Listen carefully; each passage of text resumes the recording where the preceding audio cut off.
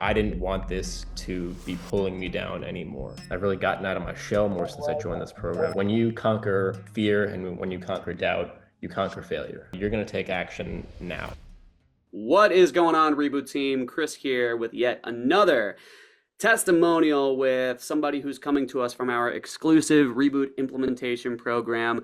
I have seen this guy grow for a long time, and we've also been APs. We've been accountability partners, which is really cool. So I'm really interested to get to know his journey and introduce him to you guys. I'm here with Teddy. What is going on, good sir? I'm good. I'm doing good. I'm doing good, Chris. How are you, man? I'm doing good, bro. Let's crack into it. So as far as I want to know, your journey through the program so far, but really before we dive there, I'm curious, like how did you discover the program to begin with? Yeah. I think a couple years ago, I had seen JK's videos online on YouTube, and I had previously been in 12-step groups, and I wasn't really getting much out of them. I had been in them for several years, and I really wasn't getting the results that I had wanted to. And I had been watching JK's videos on YouTube for probably about a year or so. And eventually I was like, I had graduated college, and I was like, you know what?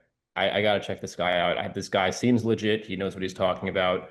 And I just pulled the plug on it. I just went for it. And it was like, it had been such a transformative decision that I made because I really have made a lot of progress since I joined the program. And I'm curious. I mean, we'll hear more specifics about your time in the program too. Guys will sometimes talk to me like, yeah, I kind of come from like a bit of a similar background, right? Like that sort of 12 steps thing. And this is obviously, not a knock toward that approach whatsoever because it works. But just out of genuine curiosity, like what has been the difference in experience between the two types of approaches? The biggest difference was like just like the mentality and the mindset. Like I didn't, once I really started listening to JK, obviously he had spoken about 12-step groups and was like, hey, like listen, if this is the only, sort of support you can get, like go for it. Like I'm not against it necessarily, but obviously I liked the idea of, you know, we're not going to be an addict forever. And even while I was in the 12-step groups, I was kind of sitting there, I was like, something is not right. Like I was with a bunch of other men who, and nothing against them, but I just felt like, I wasn't trying to be in their position later on in my life. And I nothing against them. They were good people, but I just felt like I didn't want to live this mentality of, oh, I'm going to be an addict forever. I'm going to be, addicted forever. And I didn't want to have to live like that because it just didn't make any sense. I just wanted to put this behind me for good. And once I joined the program and we really used a lot more tools to kind of overcome our urges, I really felt like that was something that really helped me out a lot. That's awesome, man. And here you are in the program and you've been really trucking along. And I'm curious just what's been your experience like with the Facebook community? I really just like the accountability. Like there's no kind of accountability like the reboot group. And the other thing is like the reboot heroes like yourself and like Arestes and all the other, coaches like like Milan and whatnot. They really do add like a sort of value to the group. And I feel like when you really commit to saying, hey, like, you know what, I'm gonna go attend like one or two calls every single week. I'm going to post to the group a certain amount of times a week. I'm going to comment on the people. I really feel like that does add to that sort of mindset because it's not just about, oh, I'm going to, overcome this behavior. It's also about like you want to help other people too, because I feel like that really adds to it as well. So the accountability isn't just about yourself, it's also about other people too. And I feel like that really helps kind of add to that mindset and it really helps you to overcome this and also grow into something that, you really want to actually become and really change that self-image. Yeah, no, I completely hear where you're coming from. And one thing that I notice is that, when it comes to gentlemen that have fallen on hard times, when it comes to, sexually compulsive behaviors, it can be a type of behavior that's very self-serving, selfish in nature, right? But when you're changing your mindset and your intentions to actually, reach out and form relationships with people, that's something that you're never going to find through porn, to actually train yourself to, exhibit a little bit of vulnerability, it's something that we don't need to do with a sexual compulsive behavior. I mean, that's why we call the system rebooting. It's becoming reacquainted with those very real, visceral, necessary parts of you, so yeah, I can relate a lot to what you're saying for sure. Absolutely, man. And again, like I really have seen like the people in the group that really are the ones that are more active in the community are the ones that are rebooting quicker and are rebooting more effectively. Like I've seen that with certain number of brothers, and I've seen other brothers who are kind of just like, there have been brothers I've seen that aren't as active, Mm. And I feel like that does, take a toll on them in a sense. So I really do feel like the people that are really more active, not just posting about themselves, but commenting on other people are the ones that are making the most progress. So the Facebook group, definitely don't take it for granted because it really does help out a lot. I mean, I've experienced that for myself, and I appreciate you touching on that. I totally agree. And you had mentioned the coaching calls as well. I'm curious about your experience overall with those. My favorite coaching calls. I really like the hot seat with Orestes, and I feel like that's something that, he's really good at just kind of like picking at you and picking at your brain a little bit. And I really do like the fact that he does that because um, there's been n not that many people in my life previously that have really picked at me like he has. So I felt like that was something that was a little uncomfortable at first, but I've been able to get vulnerable with him, and he's not afraid of picking at you, and he's not a judgmental dude or anything like that. And neither of the coaches, like Milan or anything like that, or any of the other coaches, JK, whatever, are judgmental people. They're all here to help you and succeed. So I felt like putting you on the seat a little bit with other people in the group, that kind of does add a sort of aspect where it's like, okay, like, I'm going to have to be a little vulnerable now, whatever the coaching call is. Like I've seen that with other groups too. But I really feel like that vulnerability really helps you to kind of like be more aware and also kind of like sit with the feeling, which is really something that we learn in this group. It's not just about like resisting the feeling or resisting the urge. It's actually like accepting it and sitting with the feeling, kind of like, it's saying, okay, like, you know what? I'm gonna sit with this and this is gonna pass, but I want to like actually write about this and learn about it more. I love that, that sense of curiosity, not about resisting the urge, but just kind of feeling it. Can you talk a little bit about that?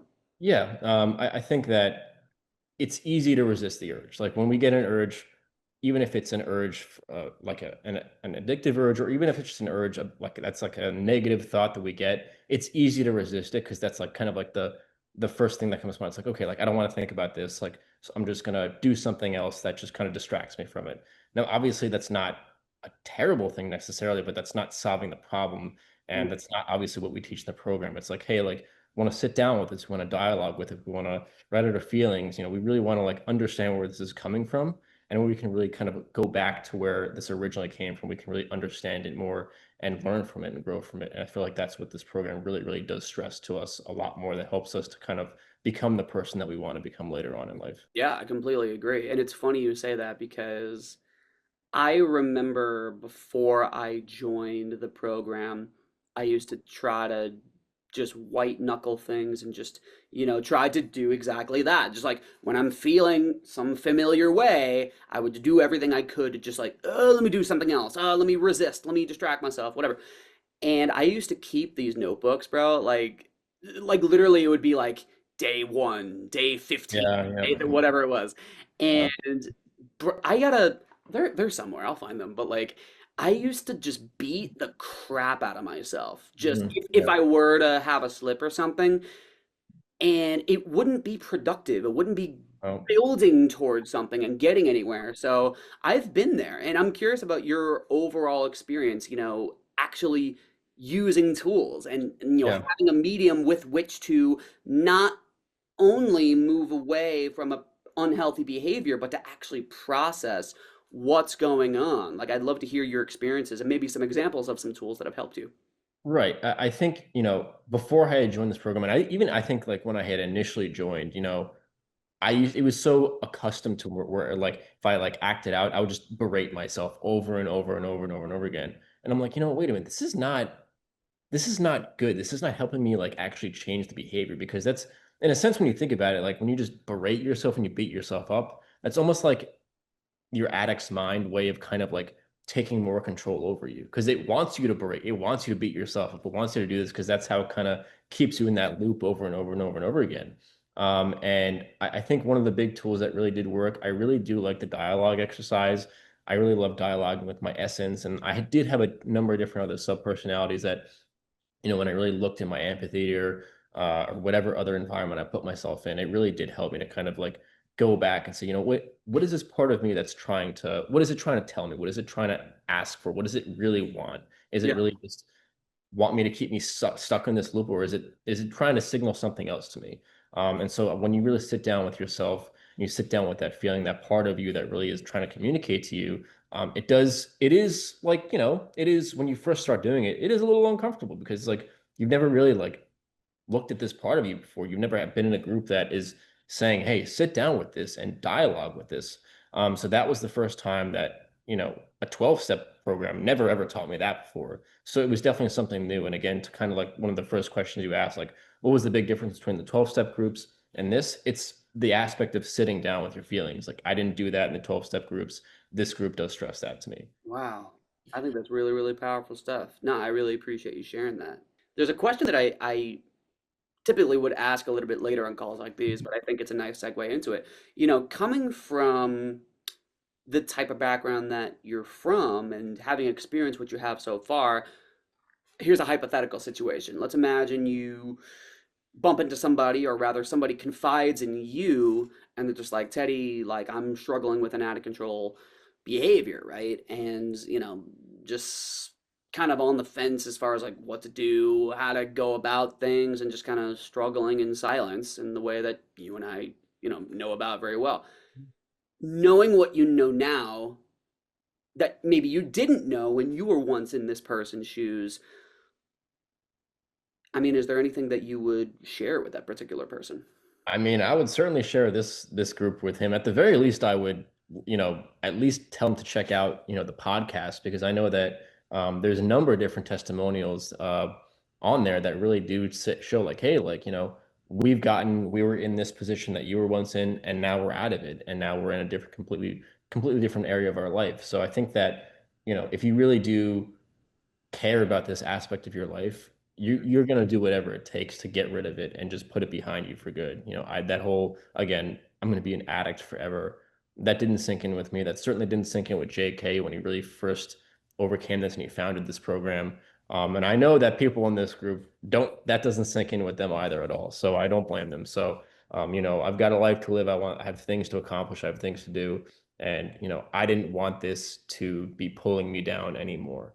And so I think I would tell them to do what I did, do some research, take some time and look into this a little bit. But, if you really do care about this, you're going to take action now, not, months or years later. I think that's really, I mean, the word of the day seems to be powerful, but I wanna pull on Orestes and pick at you a little bit. When you're Yeah. talking Have a about can. whatever it takes, it's a word that, or a phrase rather, that's commonly used. It's like, if you want something, you'll do whatever it takes.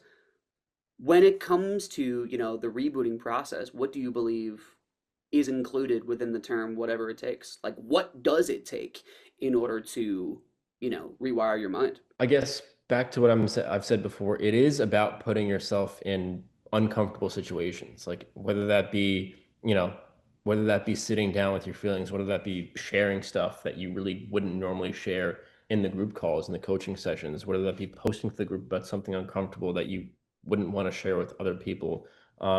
And even further than that, further necessarily beyond the group, because I really do believe that this program isn't just specifically geared towards this aspect. It is really geared towards like your life. And like I feel like I've put myself out more socially, I've gotten more involved.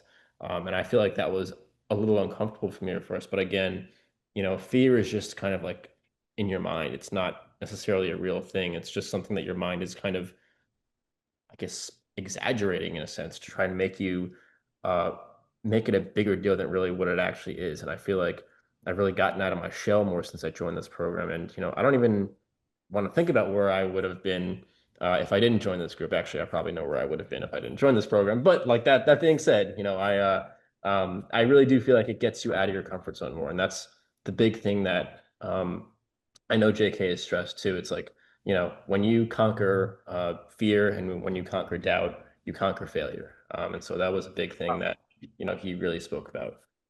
I love that. And the phrase that comes to my mind, fear, false evidence appearing real. There you go. There you go. Yeah. Dude, this was awesome. I really, really appreciate your insight, sharing your perspective and experience. Before we wrap up, because if someone comes across this, conversation, if this makes it to the YouTube channel or podcast or whatever, then odds are pretty high that they probably have a history of struggling with an out of control behavior, whether in the past or more likely right now, and just seeking some sort of solace or confirmation that they might be not alone. Um, yeah, to that potential person. Any last words for them? Don't waste your time. Don't waste your Ooh. time. Time flies. If you ever watched SpongeBob, time is money. Mr. Krabs would always, say time is money. So and it really is true. Like I know I'm just joking around, but like it really is true because all we have is time, and the last thing that you want to do is put your like waste your time with this that's really just like getting you away from reality and putting yourself into like this kind of own negative field that really isn't real. Like so this is all, again, this is all kind of like getting into this whole loop and this whole cycle that this addiction puts you in. And time really does fly. So if you're going to see this video, whoever this is, or hear this testimonial, take action right now where you can, because especially while you're young, if you're young rather, and take advantage of the time you have. And when you join the group, just commit, take action, and it's gonna fly by a lot quicker than you might think if you really initially commit. Yeah, and I love that you spoke on that. And I'd like to piggyback on it really quick. Yes, especially if you're young, it's like while your brain in many ways is still developing, like make those necessary changes now. But even if you are of a certain age where, you're within air quotes older, I have personally worked with clients in their 50s, 60s, 70s Yeah. that have changed their behavior. It absolutely is possible with a system, with a community, and with tools, and with people that care, like myself, like Teddy. We've been there. And yeah, for anybody who might be watching or listening, thank you for doing so. And like Teddy said, don't waste time. So, with all that said, Teddy, thank you so much again for your Of course, insight man. and Of course. perspective. And I'll see you around in the group.